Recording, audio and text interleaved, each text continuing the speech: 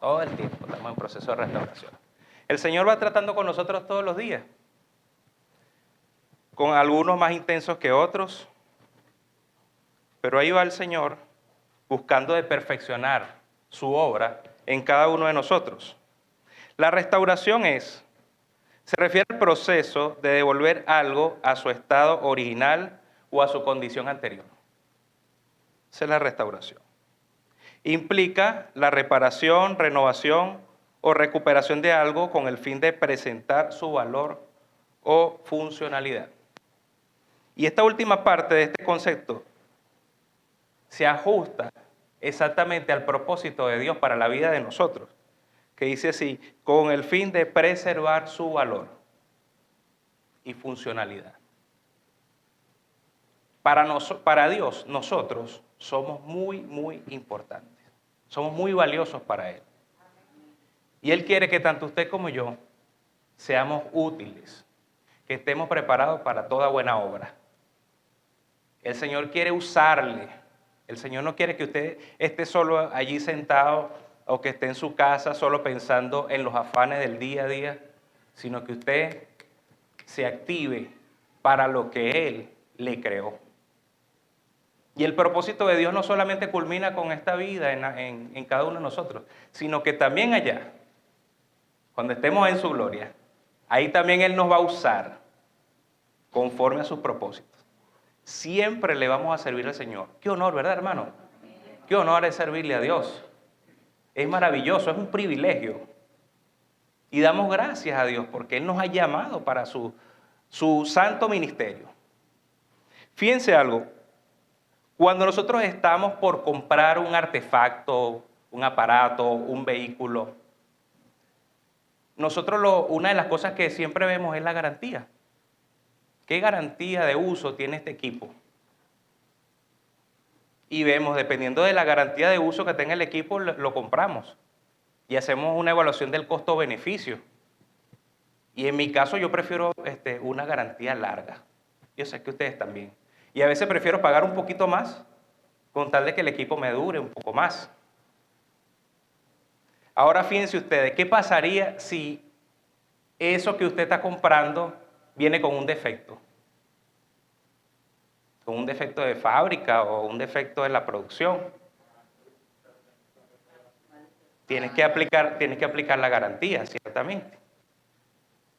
Ahora imagínese que usted ya tiene tiempo con el vehículo, un vehículo, vamos a poner en caso un vehículo, un carro, y ya se venció la garantía de servicio, de lo que sea que tenía el vehículo, se venció, y le presentan una falla. Se tiene que ir entonces al mecánico o llevarlo al taller para que lo reparen.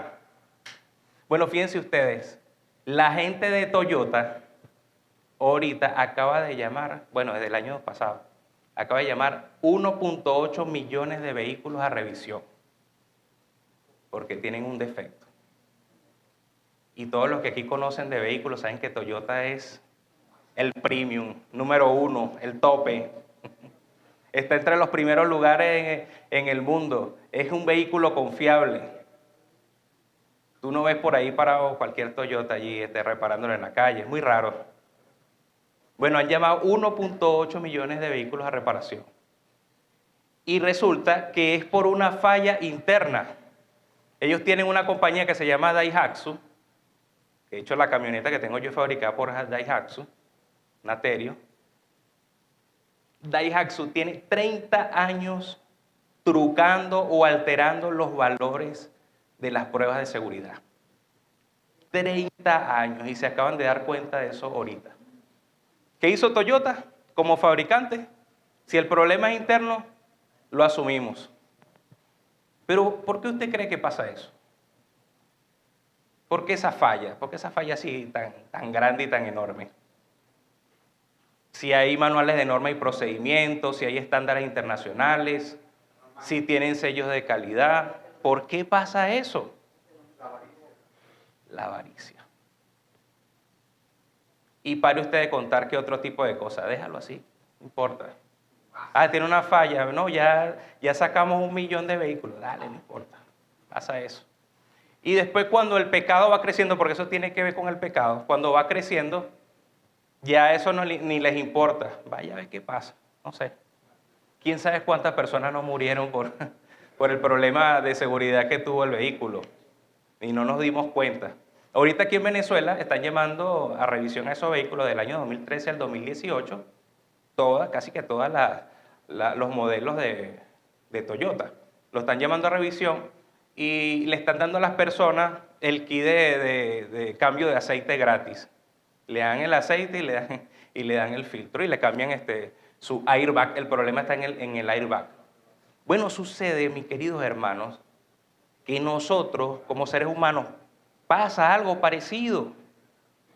Nosotros tenemos un fabricante, el creador, y Dios sabe que nos hizo perfectos. Y Dios nos hizo, mira, ve, premium, así como los modelos de Toyota, todo lo mejor.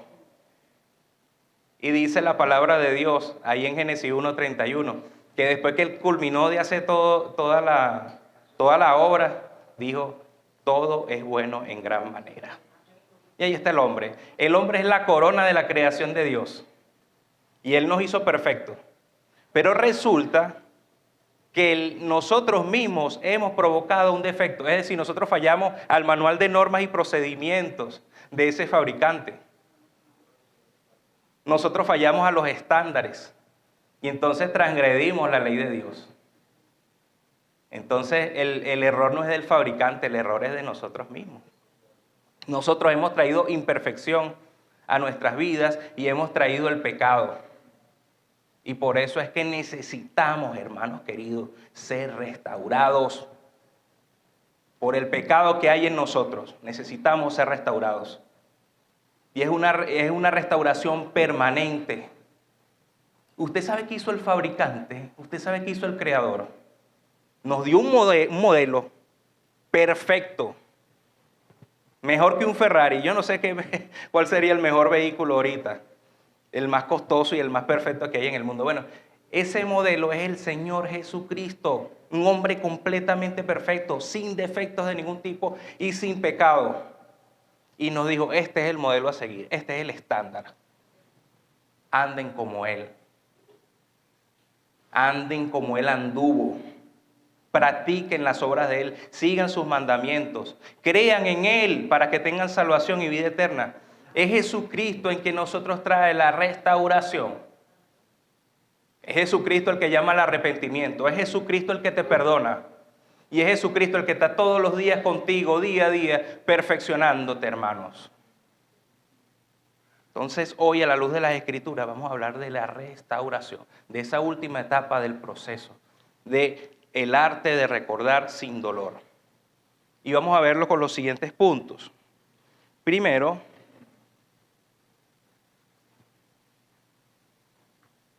vamos a ver los tipos de restauración según la Biblia. Segundo, ¿quiénes son los restauradores? Tercero, ¿cómo se realiza ese proceso de restauración? Y último, cuarto y último, las bendiciones de la restauración. Los tipos de la restauración, vámonos allá directamente. Vemos que según la Biblia, la restauración se refiere también a la sanación de los enfermos. Así como se restauró el cuerpo de Naamán. Le dijo el profeta que fuera allá al Jordán y que se sumergiera 7 veces. Y él le reclamó al profeta, bueno, no, pero allá en mi tierra hay ríos de aguas cristalinas. ¿Por qué me mandas a irme a ese río lodoso, ese río turbio? Pero por obediencia, él lo hizo. Y aún hasta la 6ª vez que se estaba sumergiendo allí, estaba refunfuñando. Y así nos pasa a veces a nosotros, refunfuñaba cuando estamos en la restauración. Bueno, cuando se sumergió a la 7ª vez, quedó limpio y dice que quedó como con piel de bebé. Eso está ahí en Segunda de Reyes 5:10, no lo vamos a buscar. También vemos como en Marcos 3:5, ahí el Señor en una sinagoga, estaba un hombre que tenía la mano seca. Y entonces era el día de reposo. Y estaban pendientes allí los fariseos, los escribas, a ver si él iba a sanar a ese hombre que tenía la mano seca. Y dijo, ¿es bueno sanar o salvar una vida en el día de reposo? Se quedaron calladitos. Y el Señor allí le restauró, dice, porque estamos hablando de ese verbo, era de la restaurar. Le restauró la mano. Le quedó como nueva, perfecta. Entonces, a la luz de la Escritura, vemos que la restauración también tiene que ver con la sanación. Nosotros también necesitamos sanación en nuestras vidas. Quizá por alguna enfermedad o quizá por algunas acciones que todavía nosotros necesitamos mejorar. Algunas actitudes, algunas formas de relacionarnos con los unos con los otros. A lo mejor unos gestos en el rostro. Y bueno, para ustedes contar, hay cosas que necesitamos restaurar o sanar en nuestra vida. También la Biblia nos habla de la restauración de una edificación. Tenemos la restauración del templo. 2 veces la restauraron y 2 veces la reconstruyeron. También nos habla de la restauración o reconstrucción de los muros de Jerusalén, ahí en Nehemías, en el capítulo 3. Incluso cómo se pusieron de acuerdo cada una de las tribus para entonces cada una de ellas ir levantando pedazo por pedazo del muro. Entonces la Biblia también nos habla de la restauración en esa parte de las edificaciones. Nos habla de la restauración del hombre que clama a Dios. Job 33, 26, vamos a ponerlo. Hoy no tenemos equipo. Bueno, si ustedes pueden tomar nota, hermanos, sería bueno que vayan allí tomando nota de esto. Job 33, 26. Entonces, ya que no tenemos el equipo, yo lo voy a buscar por aquí. 33, 26. ¿Alguno lo tiene? Orará a Dios y éste le amará. Verá su paz con justo y restaurará al hombre su justicia. Entonces el hombre que clama a Dios, ese Dios le restaura a su justicia. Conforme a la justicia de Dios, Él restaura entonces la vida del hombre aquel que clama al Señor. Los discípulos de Jesús, también ellos le preguntaron, antes de ascender a los cielos, le preguntaron que si Él iba a restaurar todas las cosas o iba a restaurar a Israel. ¿Por qué? Porque lo decía la palabra de Dios en Nahum 2:2, allí dice la palabra de Dios que Él prometió la restauración de Jacob, la restauración de Israel. Y eso esperaban los discípulos y eso esperaba todo Israel. Bueno, cuando llegue el Mesías, Él va a restaurar entonces la gloria que teníamos.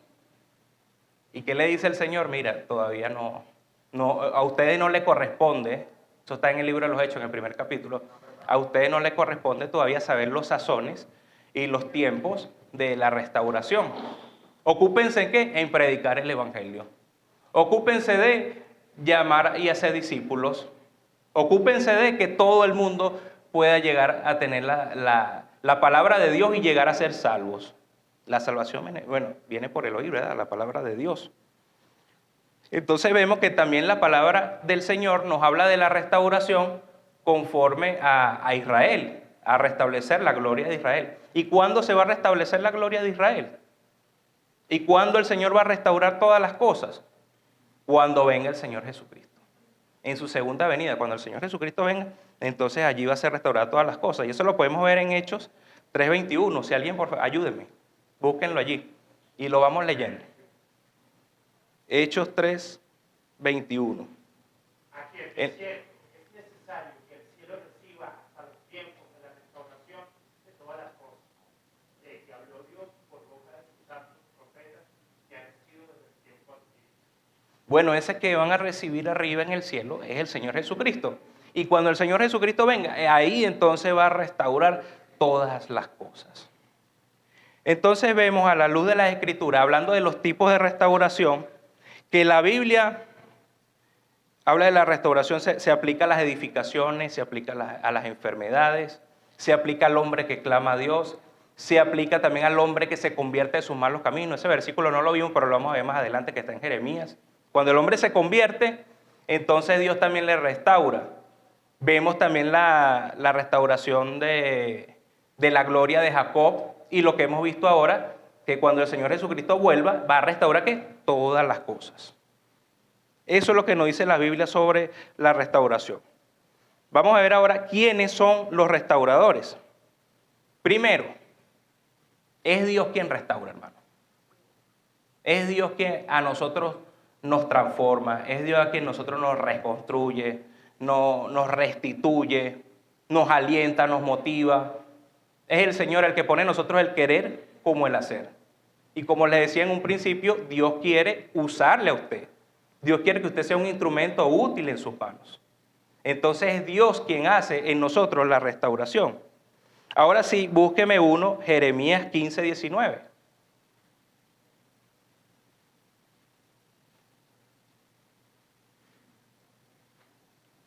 Y lo lee ahí con voz fuerte, Jeremías 15, 19. Por tanto, así dijo Jehová, si te convirtieres, yo te restauraré, y delante de mí estarás, y si entresacares lo precioso de lo vil, si entresacares lo precioso de lo vil, serás como mi boca. Conviértanse ellos a ti, y tú no te conviertas a ellos. Si te convirtieres, entonces te restauraré. Y allí cuando habla de la boca de Dios, eso quiere decir que te voy a usar como instrumento para que tú también hables mi palabra. Eso es lo que Dios quiere. Una vez que nos convirtamos y que Dios nos restaure a la imagen de Él, porque estamos hechos a su imagen y semejanza, una vez que eso suceda, Dios te va a usar conforme a su propósito. Y Él quiere que tú no te conviertas a los que están afuera, sino que ellos más bien se conviertan a ti. Que se diga de nosotros, de la iglesia de Dios, estos que trastornan el mundo, así como lo decían de la iglesia primitiva, mis queridos hermanos. Entonces dejemos que Dios realmente nos restaure, pero para eso tenemos que convertirnos. Y es un proceso permanente. El Engelbert de mañana no puede ser el mismo Engelbert de hoy. Y el de pasado mañana igual. Tiene que ser superior. Hablando del crecimiento espiritual, ¿no? No por envanecernos, sino es porque tenemos que ser útiles para toda buena obra. Y todo el tiempo nos vamos a ir capacitando. Entonces necesitamos nutrirnos más y más y más de la palabra de Dios, alimentarnos de ella para poder ser verdaderamente útiles al Señor. Veamos qué dice la palabra en el versículo base, ese versículo que está en el flyer, que algunos vieron. Vamos a buscar Gálatas 6:1. Ese sí lo tengo aquí.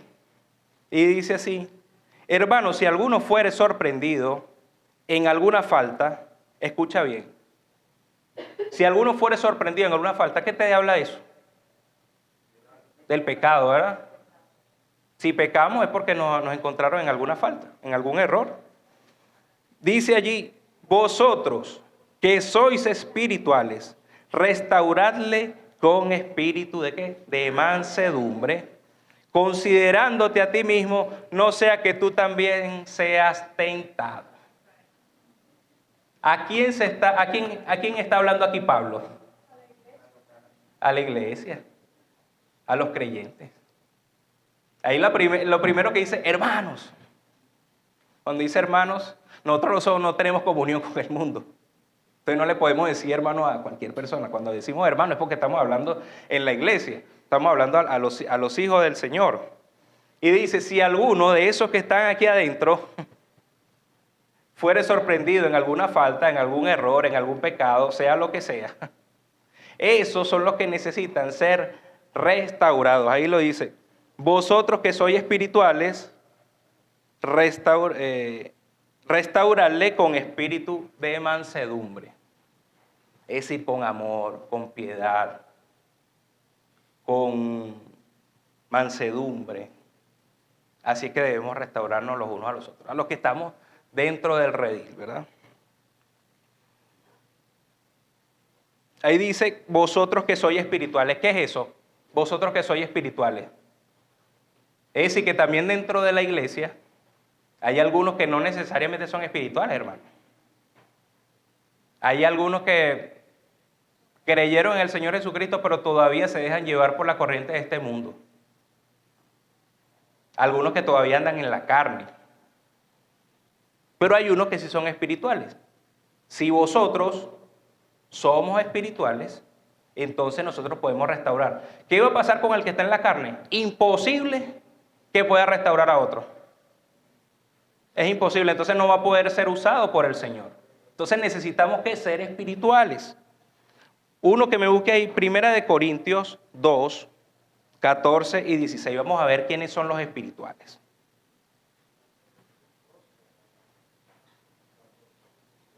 2, 14 al 16. Son 3 versículos. El natural no percibe las cosas que son del Espíritu de Dios, porque para él son locura, y no las puede entender, porque se han de discernir espiritualmente. En cambio, el espiritual juzga todas las cosas, pero él no es juzgado de nadie, porque ¿quién conoció la mente del Señor? ¿Quién le instruirá? Mas nosotros tenemos la mente de Cristo. Amén. Entonces, ¿quién es el hombre natural? El que anda conforme a la carne. Ahí están dos grupos, uno que está conforme a la carne y uno que está en el espíritu. Ahora, ese que está en el espíritu, ese debe actuar entonces con amor, con paciencia, con piedad, con mansedumbre. Y dice allí la palabra de Dios que ese tiene la mente de Cristo. Ahí en el último versículo, léelo por favor, Dioníver, otra vez, el último versículo. El que tiene la mente de Cristo es un hombre espiritual. Porque ¿quién conoció la mente del Señor? ¿Quién le instruirá? Mas nosotros tenemos la mente de Cristo. Gloria a Dios. ¿Qué significa tener la mente de Cristo, hermano? Que usted piense como Él piensa. Así de simple. Mira, tal situación, te preguntas, ¿qué haría el Señor ante esto? Y el Señor te va a dar el discernimiento, ¿sabes? Te va a dar la sabiduría para que tú puedas resolver esa situación. Y si no, todavía te falta, el que tenga falta de sabiduría, pídale a Dios. Y si usted no puede resolver la situación en ese momento, pida ayuda. Eso también es de sabios. Así pensaría el Señor también. Busquemos ayuda. Pero la primera ayuda que tenemos que buscar es la de Él mismo. ¿Qué nos dice la palabra de Dios? Si usted está bien impregnado de la palabra de Dios, cuando usted vea esa situación, un versículo le va a venir a su mente, porque el Espíritu Santo que mora en usted, ese le va a guiar a usted a toda verdad y a toda justicia. Y entonces así es que usted va a poder resolver la situación. Incluso en la restauración, a los pastores nos pasa muy seguido, cuando tenemos que dar consejería. Nos reunimos con la persona y mientras nos está hablando ahí se nos empiezan a venir versículos a la mente. Bueno, la palabra de Dios dice tal cosa. Eso es algo que sí, todos los que se han reunido conmigo saben. Yo lo primero que le digo, vamos a ver qué dice la palabra. Porque si yo te doy una respuesta, a lo mejor te puedo dar una respuesta que yo quiera o que tú quieras escuchar. Y no se trata de lo que yo digo ni de lo que tú quieres escuchar. Se trata de lo que dice la palabra de Dios. Y así es que realmente vamos a poder ser transformados y restaurados a la imagen de Él. Vamos a ver qué dice la palabra de Dios. Y revisamos.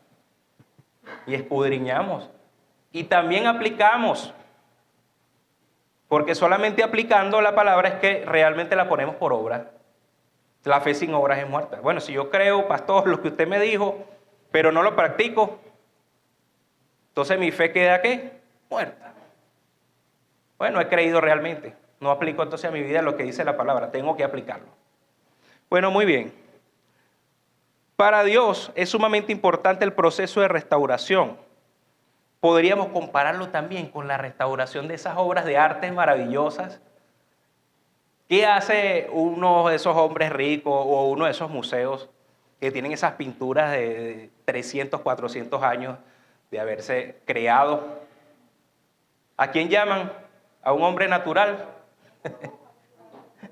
Llaman a uno espiritual en esas artes. Entonces llaman a un hombre espiritual en esas artes, de las artes plásticas, para que sea el que restaure. Ahora piense usted en ese hombre que está ahí restaurando una pintura o una escultura. Ese hombre piensa como la persona que lo hizo. Se pone en los zapatos de la persona que hizo esa obra. Igualmente nosotros, cuando estamos restaurando, debemos tener la mente de Cristo y pensar como Él. Ponernos los zapatos del Señor en ese momento para poder restaurar. ¿Qué haría el Señor en este momento? Y ahí aplicamos. Ese que está restaurando la pintura, ese piensa en la luz, cómo se refleja la luz, qué tono de color utilizó, y entonces dice, busco aquí el color y busco el otro, y si lo mezclo sale así, y entonces se va a parecer mucho al original, porque en su mente también tiene el modelo original. Tal pintura era así, y ahora se ve así como opaca, se ve así sin brillo, se ve así como difuminada. Necesita entonces restaurarse, y siempre pensando en el original, es que puede entonces restaurar a la imagen original esa obra de arte. Bueno, el Señor quiere, hermanos, que usted y yo reflejemos esa imagen del Señor en nuestras vidas, que es el modelo original, el modelo del fabricante. Entonces dejemos ser restaurados. Y cuando estemos en ese proceso de restauración, una de las primeras cosas que tenemos que hacer es escuchar bien. Y escuchar significa oír más interpretar. Escucho y aplico, como les venía diciendo. Dios quiere que nosotros seamos sus instrumentos entonces para la restauración. Y por eso nos ha dado un ministerio, hermano. La palabra de Dios habla del ministerio de la reconciliación. Uno que me busque ahí, 2 de Corintios 5. En 2 de Corintios 5 siempre decimos el 17. Si alguno está en Cristo, nueva criatura es, las cosas viejas pasaron, aquí todas son hechas nuevas. Pero vamos a leer el 18 y el 19, porque ahí nos habla del ministerio de la reconciliación. ¿Qué pasa con las nuevas criaturas? ¿Qué pasa con los espirituales? Alguien ahí que me lea el 18 y el 19. No todos a la vez, por favor. Ahora sí, todos a la vez. Por favor, hermana Marister, póngase de pie y con voz audible y fuerte. Dígalo. Sí.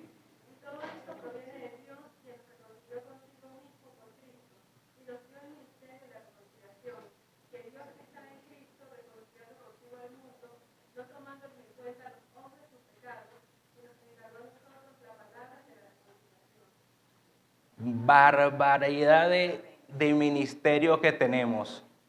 El ministerio de la restauración, de la reconciliación. ¿Qué es la reconciliación? Hay una relación que está fracturada, hay una relación que está rota. La primera relación fracturada y rota que nosotros teníamos con Dios era el pecado original. Cuando recibimos a Cristo, entonces ya no somos más blasfemos del Espíritu Santo como hablamos la semana pasada. Y por lo tanto ya no estamos en la condición de condenados, sino que ahora somos hijos de Dios. Esa es la primera reconciliación que se opera en nosotros. Ahora bien, están las relaciones humanas, el día a día, y todo el tiempo roce. Y ahí no me gusta cómo me viste, y ahí no me gusta cómo me hablas, y ahí no me gusta cómo respiras, no me gusta cómo caminas, no me gusta cómo te ves. Y hay esa fricción del día a día.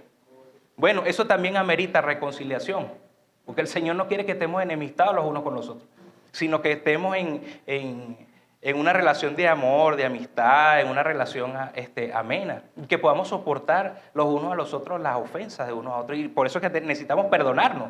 Veíamos la semana pasada que hablamos del perdón. Bueno, el ministerio de la reconciliación es para que usted, en el discernimiento del Espíritu Santo y en la mente de Cristo que opera en usted sea capaz de reconciliar ese tipo de fricciones y ese tipo de problemas entre sus hermanos y entre usted mismo también. Porque a veces tenemos fricción con nosotros mismos. A veces cuando caemos y nos vemos ahí en el espejo, ni siquiera nos queremos ver. Nos vemos horrible. Abran allí, que se ve. Entonces el ministerio de la reconciliación que nos ha dado el Señor es una responsabilidad, hermanos, muy grande y muy importante para nuestras vidas. Porque el Señor quiere que nosotros, cada uno de ustedes, los que están aquí, seamos verdaderos restauradores. Y que podamos nosotros entonces, todas esas transgresiones y todas esas fricciones que hay entre nosotros, podamos hacer como Dios hace con el perdón. Podamos echarlas a nuestras espaldas, podamos nosotros echarlas allá en el fondo del mar, que yo le decía que ese fondo del mar debe estar llenito de las transgresiones de nosotros. Y también el Señor quiere que nos olvidemos de esas cosas. Por eso es que también el reconciliador es un mediador también. Porque si hay conflicto entre dos y ameritan un tercero, ese tercero, que sería el reconciliador, allí va a buscar de que esas dos partes o esos dos grupos vuelvan otra vez a unirse. ¿Se acuerdan lo que vimos en Mateo 18 la semana pasada? Bueno, vamos a ver qué dice Mateo 18 otra vez. Y uno que me busque ahí del 15 al 17. O del 15 al 18. A ver, hermano José Alfredo. 18 del 15 al 17. Gaby, buscame un poquito de agua, por favor. Un poquito de agua. Si tu hermano peca contra ti, ve y repréndele estando tú y él solos. Si te oyere, has ganado a tu hermano. Mas si no te oyere, toma aún contigo a uno o dos, para que en boca de 2 o 3 testigos conste toda palabra. Si no los oyere a ellos, dilo a la iglesia. Y si no oyere a la iglesia, tenle por gentil y publicano. Muy bien, gracias, hermano. Ya entrando entonces en la tercera parte, que tiene que ver con el cómo hacemos la restauración. El modelo bíblico es ese, que nosotros primero busquemos el diálogo con aquel que hay una fricción, o con el pecador también. El Señor quiere que primeramente nosotros tengamos esa conversación que debe estar impregnada de la verdad, y debe estar impregnada también de la justicia, y debe estar impregnada de la honestidad de cada uno de nosotros, y que también escuchemos bien la otra parte. Implica también que usted se ponga en los zapatos del otro, que usted piense como piensa el otro, porque a lo mejor el otro cree que lo que está haciendo es justo, y para usted lo que está haciendo es injusto. Bueno, vamos a poner entonces todo ese asunto en la mesa, vamos a discutir sobre estos asuntos y vamos a establecer un acuerdo, vamos a establecer un consenso. Y si estamos hablando de una persona que haya pecado, entonces allí esa persona tiene que arrepentirse. Tiene que arrepentirse de ese pecado. ¿Y qué es arrepentirse? Que ya lo vimos. Es reconocer entonces nuestros errores. Si reconocemos nuestros errores, entonces ya hemos ganado el 50% de la corrección del problema. Porque entonces lo demás lo que queda es obedecer, a no volver a caer en eso que estoy haciendo en mi vida. Y entonces el que está restaurando, quizás me pone algunas metas para hacerme un seguimiento. Mira, Engelbert, para que no vuelvas a caer en esto. Mira, ¿qué te parece? Vamos a hacer esto. Y entonces yo te llamo en una semana y te pregunto cómo te ha ido con esa situación. Y así voy entonces restaurando. Pero tengo que ser obediente, porque si no soy obediente a esas metas de restauración, nunca va a suceder. Ahora, si soy renuente, o ese conflicto que hay esa fricción que hay entre algunas parejas o entre algunos grupos, todavía se mantiene, según lo que acaba de leer José Alfredo, es necesario entonces que busquemos un árbitro, un testigo, que busquemos una persona allí que abogue por nosotros. Y entonces dice, en boca de 2 o 3 testigos, como lo dice allí la palabra, entonces que tu hermano pueda entrar en razón, que tu hermano se pueda convertir entonces, que tu hermano se pueda arrepentir. Qué penoso sería eso, ¿no? Llegar ahí. Yo creo, hermanos, que en el primer paso de la restauración, lo mejor es el diálogo, pero directo.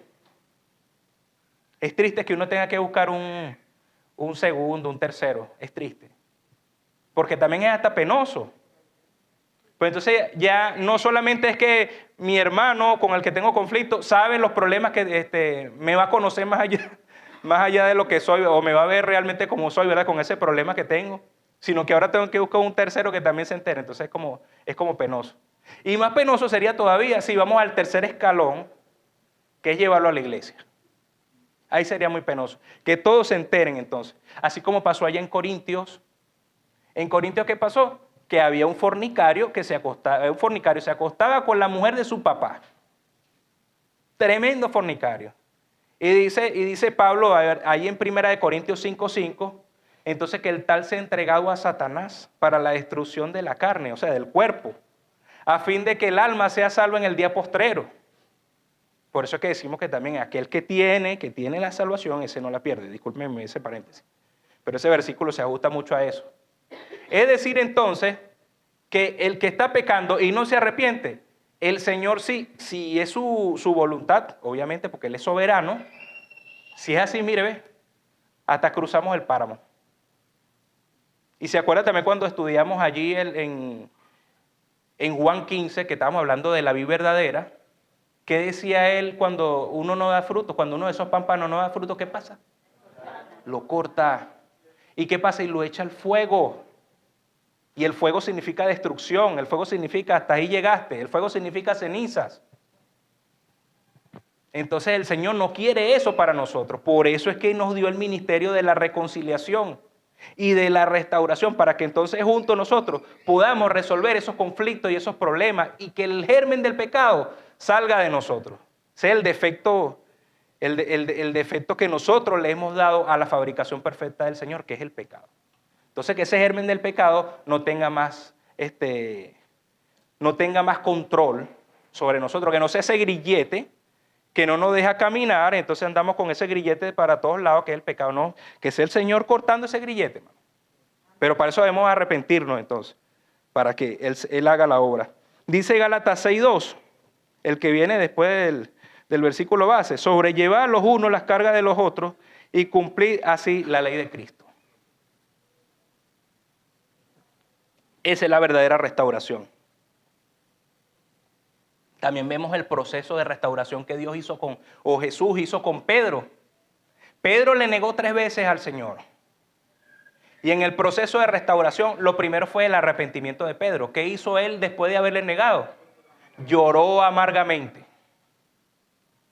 Y fíjense usted una cosa, esto es muy importante. Porque a veces nos pasa que cuando pecamos contra alguien, no le queremos ver la cara. Y te vienen a buscar y es capaz de que tú incrementes ese pecado y digas, yo no estoy, dile que no estoy. Y si te llama, le cortas la llamada. Si te manda un WhatsApp, no lo ves nunca. Entonces usted no quiere dar la cara. Pero fíjese usted lo que pasó con Pedro. Cuando él estaba pescando y estaba Juan con él en la barca, y le dice Juan, ese que está allá yo creo que es el Señor. Y dice que se lanzó y fue a la orilla nadando. ¿Sabe por qué fue nadando hasta la orilla? A pesar de que había pecado contra él. Porque lo ama. Si usted realmente ama a su hermano en ese proceso de restauración, a pesar del pecado que usted tiene, usted es capaz de darle la cara a su hermano. Y usted es capaz de decirle a su hermano, mira, lo siento, perdóname por esto que te hice. He pecado contra el cielo y contra ti.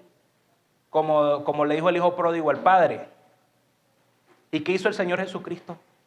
Restauró a Pedro con amor, con piedad, con mansedumbre. No le recriminó, mira Pedro, porque tú allá me negaste 3 veces, acuérdate. No le recordó nunca. El pecado de Pedro no se lo recordó nunca. Y el Señor le dijo, apacienta mis corderos, apacienta mis ovejas. Tú, Pedro, tú, roca, tú eres el que vas a llevar las riendas ahora. Tú eres el que ahora, con las llaves del reino de los cielos, ahora tú, en la predicación de tu palabra, muchos se van a convertir. Y fue así, ese poder tan grande de Dios en Pedro, cuando recibieron el Espíritu Santo, dice que allá en Jerusalén se convirtieron, ¿cuántos? 5,000. Y después se convirtieron 3,000. Cuando el Señor nos restaura a la imagen de Cristo, usted tiene poder. Y ese poder lo lleva a usted a transformar vidas. Y ese poder lo lleva a usted también a que muchas personas puedan convertirse de sus malos caminos y venir a los pies del Señor. Esa es la verdadera restauración. Deja que el Señor te restaure, hermano. Deja que el Señor haga la obra en ti. Que esas impurezas que están ahorita en tu corazón, que están ahí en tu mente, que esas debilidades que no has podido superar, que esas fricciones que tienes con tu hermano se puedan disipar. Ve ahorita a tu hermano y pídele perdón y arrepiéntete. Y a veces pasa que han pecado contra ti y entonces tú esperas que se arrepienta la persona. Pero eso no es lo que nos dice la palabra. ¿Se acuerdan que lo vimos la semana pasada? Perdónalo inmediatamente. Perdónalo. Y cuesta. Yo sé que cuesta. Por experiencia propia sé que cuesta. Pero perdónalo. Y en ese momento, cuando usted perdona, comienza la restauración en usted del mismo Señor. Y usted va a ver que va a ser capaz de hacer grandes y poderosas cosas más allá de lo que haya hecho hasta ese momento. Porque entonces Dios, como está tratando personal e íntimamente con usted, usted va a subir un escalón. Y luego otro, y luego otro. Y todo el tiempo se van a presentar situaciones y necesitamos entonces, delante de esas situaciones, ser restaurados.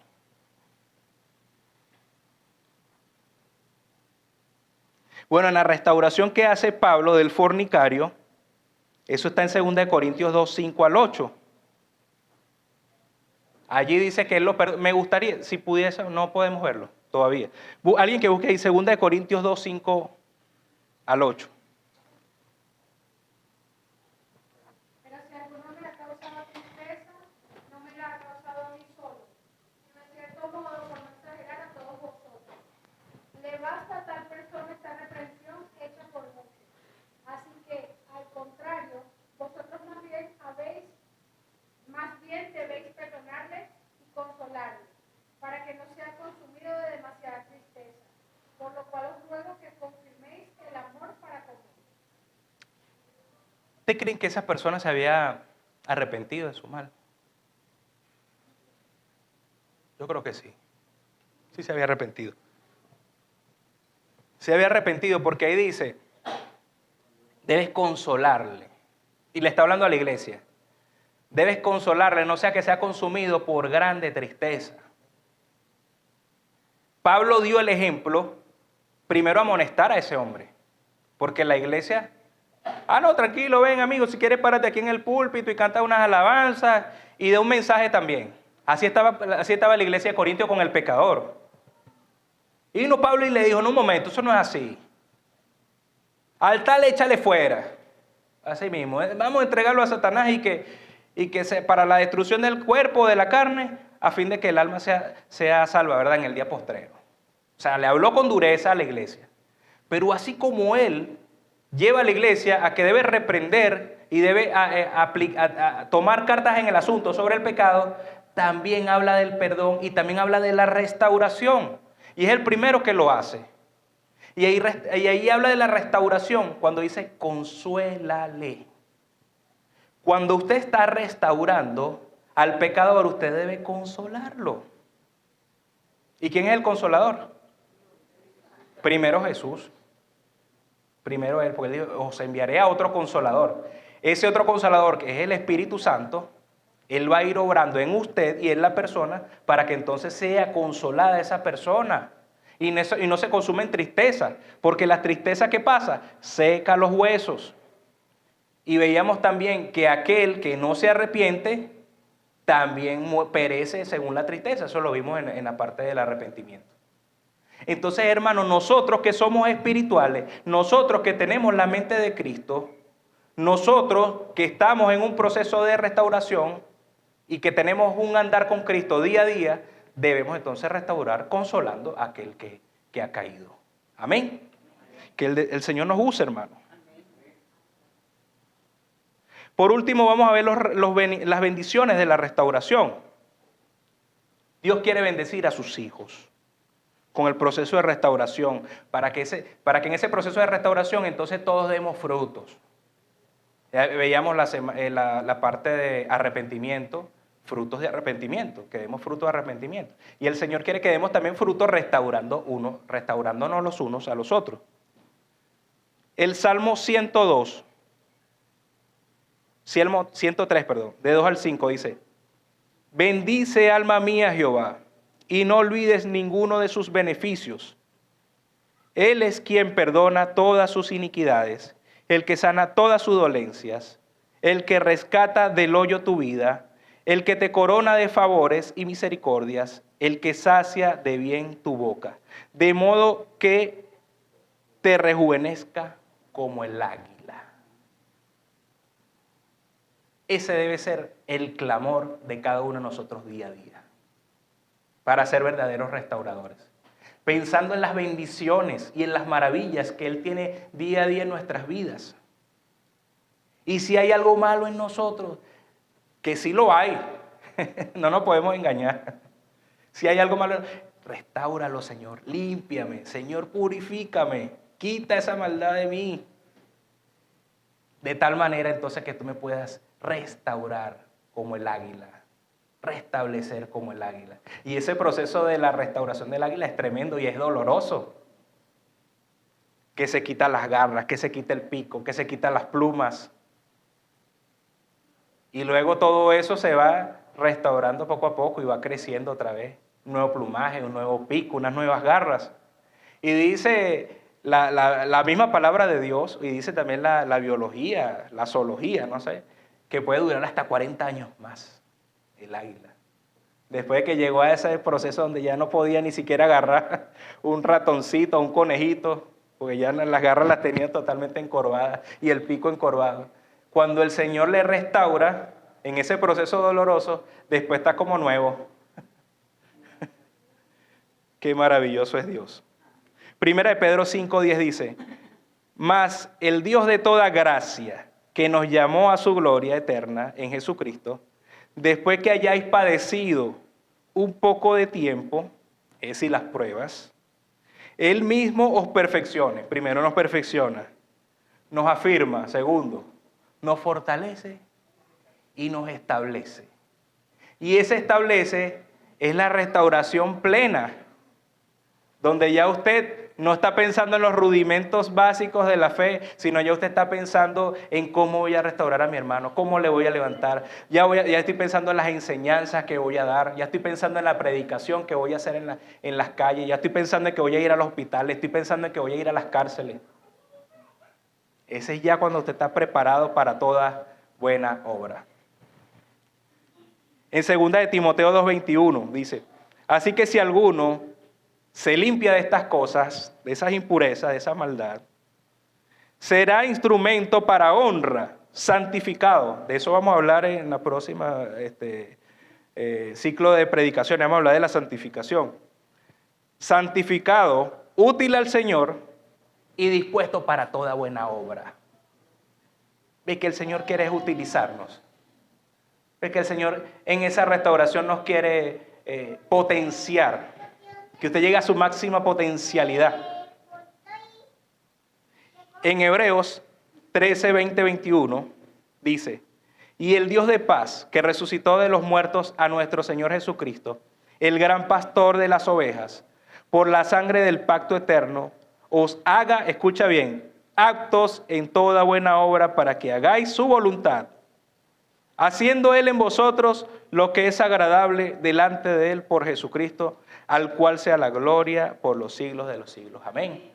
Son versículos que son parecidos. Pero este es el que más me gusta de todo y con este concluimos, que está en Santiago 5, 19 y 20. Mira la promesa que trae el Señor. Hermanos, si alguno entre vosotros se ha extraviado de la verdad, se parece bastante a Gálatas, ¿verdad? Si alguno fuera conseguido en cualquier falla, ¿no? En cualquier error, y alguno le hace volver, el que restaura, si le hacemos volver, sepa que el que haga volver al pecador del error de su camino, salvará de muerte un alma y cubrirá multitud de pecados. Qué maravilloso es que usted sepa ahora la bendición y la consecuencia que trae que usted trabaje en la restauración de los unos por los otros. Va a salvar un alma y esperemos en el Señor que no sea una, que sean muchas. 1 por 100, 1 por 200, 1 por 1000. Que usted sea un restaurador verdadero. Y dice que eso va a cubrir multitudes de pecado, hermano.